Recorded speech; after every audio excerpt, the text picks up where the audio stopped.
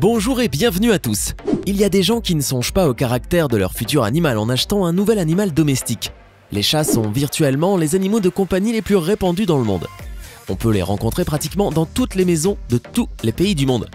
Beaucoup de gens les adorent et certains sont même complètement dingues de ces adorables animaux. Mais toutes les races de chats ne sont pas aussi gentilles que nous voudrions le croire. Quelques-uns sont même plutôt dangereux. Salut les animaux géniaux! Voici aujourd'hui les 10 races de chats les plus dangereuses au monde. Mais commençons par la question du jour. À votre avis, d'où vient un chat siamois? Est-ce option A, des États-Unis, option B, de l'Angleterre ou option C, de la Thaïlande?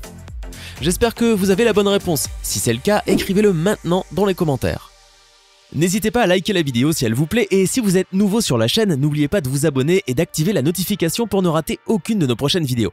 On commence.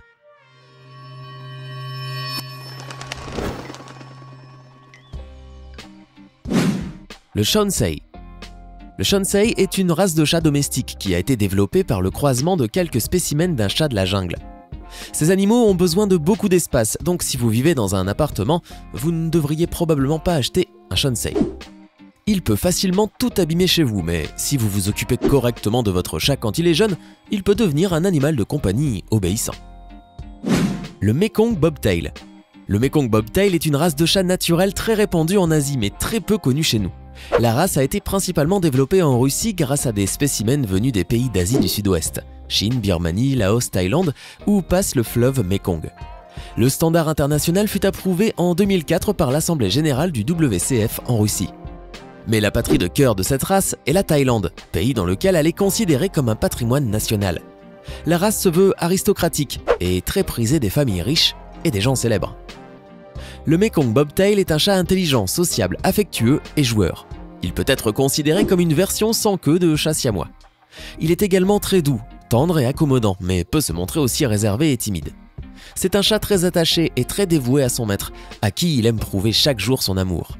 Il s'entend à merveille avec les enfants et les autres animaux. C'est un peu un chat à chien, que l'on peut promener en laisse, à qui on peut apprendre des tours et qui attendra votre retour derrière la porte. Il a besoin d'avoir une présence permanente, qu'elle soit humaine ou animale. Une légende raconte que ce chat porte bonheur et apporte succès et bien-être à son propriétaire. On raconte même que dans des familles sans enfants, après l'achat d'un chaton de cette espèce, des bébés naissaient de manière miraculeuse. Par contre, faites attention, les bobtails sont plutôt furtifs et indépendants. Parfois, ils peuvent attaquer leur maître, même dans les jeux ordinaires. Ces chats sont recommandés comme gardiens, surtout lorsque vous n'avez pas la possibilité de posséder un chien dans votre logement. Le Maine Coon. Le Maine Coon est la plus grande race de chats connue. Selon une légende, il serait le produit de l'accouplement de chats sauvages de l'État du Maine aux États-Unis avec des ratons laveurs, raccoon en anglais, d'où son nom. C'est un chat adorable et intelligent qui en fait un très bon animal de compagnie. C'est un chat qui peut vivre en appartement comme en maison.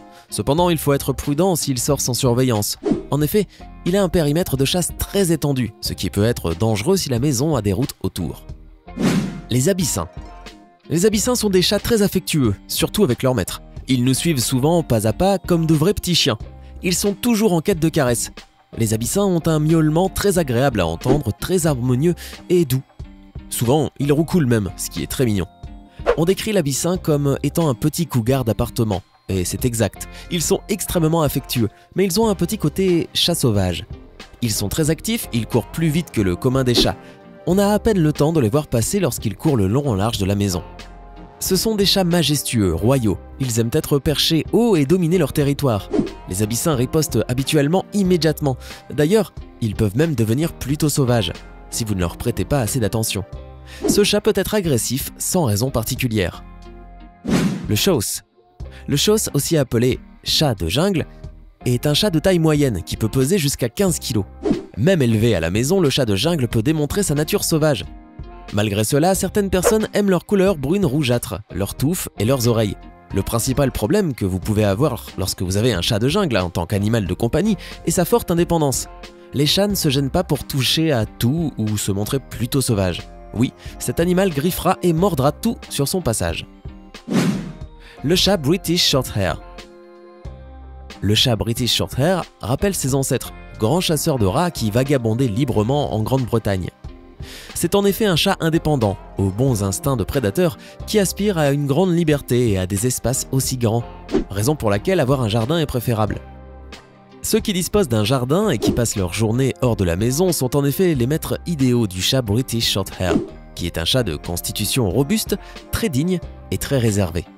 En fait, ses caractéristiques physiques lui permettent, et même rendent nécessaire, de longs séjours au dehors, alors que ses caractéristiques psychologiques en font un chat capable de rester seul presque toute la journée sans souffrir de la solitude.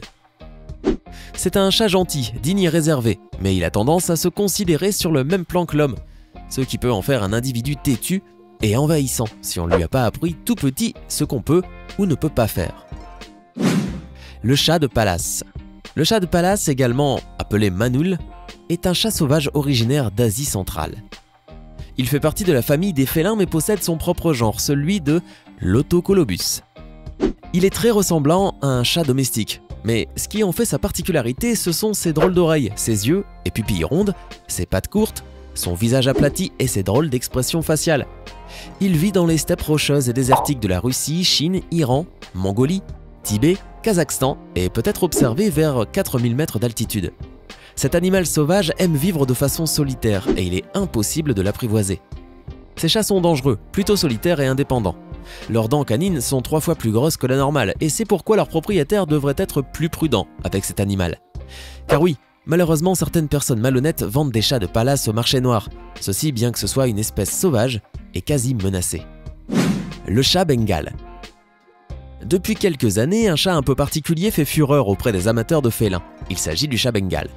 En effet, de plus en plus de personnes souhaitent en posséder un et les élevages consacrés à ce matou se multiplient à vue d'œil. Il faut dire qu'il a fière allure, avec son aspect sauvage, son corps athlétique et sa robe tachetée ou marbrée qui le fait ressembler à un petit léopard. D'après ses partisans, le chat bengale est également doté d'une grande sensibilité et est très attentif à l'humeur des gens qui l'entourent. Il faut toutefois pouvoir mettre le prix pour en posséder un, puisqu'il peut valoir plusieurs milliers d'euros. Il ne s'agit en effet pas de n'importe quel chat puisqu'il est issu d'un mélange entre un chat domestique et un chat léopard, un félin sauvage qu'on trouve en Asie. Ses origines sauvages en font donc une espèce hybride, qui est soumise à une réglementation stricte. Depuis 1986 en Belgique par exemple, il existe une liste des espèces qui peuvent être détenues par les particuliers et les chiens bengales n'en font pas partie. Les siamois. Qu'on se le dise, le chat siamois est un chat très sociable. Il est très attaché à son ou ses maîtres. Il est en constante recherche de compagnie et de câlins et ne supporte pas la solitude. Il est inconcevable pour lui de rester seul et il ne supporterait pas des absences prolongées et répétées de son maître. La présence d'un ou plusieurs compagnons est indispensable à son bien-être. Ayant un comportement assez proche du chien, on dit même de lui que c'est un chat-chien. Le siamois cohabitera très facilement avec un ou des chiens. Il est fréquent de les retrouver blottis l'un contre l'autre dans le même panier. D'ailleurs, habitué jeune, le siamois accepte même très facilement la laisse et partagera avec bonheur les promenades avec son maître. De nature joueur, il ramènera aussi avec plaisir la balle et ses jouets pour le plus grand plaisir de sa famille. Le chat siamois vient de Thaïlande, et c'est d'ailleurs la réponse à la question du jour. Les siamois sont l'un des animaux domestiques les plus populaires du monde et ce sont aussi ceux qui griffent le plus leur maître. De plus, ils sont plutôt traîtres. Lorsque ces chats décident que leur propriétaire les a insultés d'une façon ou d'une autre, ils trouveront toujours un moyen de se venger. Le chat savannah. Maintenant parlons du chat savannah, c'est un croisement entre un serval et un chat domestique. Cet animal est plutôt cher, mais il vaut le coup. Les chats adultes sont intelligents, amicaux et plutôt grands. C'est des chats actifs qui aiment jouer et qui parfois peuvent même se déchaîner comme un chien. Néanmoins, faites attention car les jeunes chats savannah sont parfois agressifs envers les étrangers. Ils ont encore du mal à contenir leur nature sauvage. La plupart des chats de cette vidéo sont plutôt exotiques, et c'est probablement la raison pour laquelle ils sont un peu méchants. Tous ces chats sont beaux et intéressants, mais pour moi il est toujours mieux de garder un chat domestique ordinaire sans aucun problème. Car rappelez-vous que tous les chats sont des prédateurs. Hey, c'est tout pour aujourd'hui. Si vous avez aimé la vidéo, n'oubliez pas de la liker et de la partager avec vos amis. Et si vous êtes nouveau sur la chaîne, n'oubliez pas de vous abonner et d'activer la notification. Bye bye!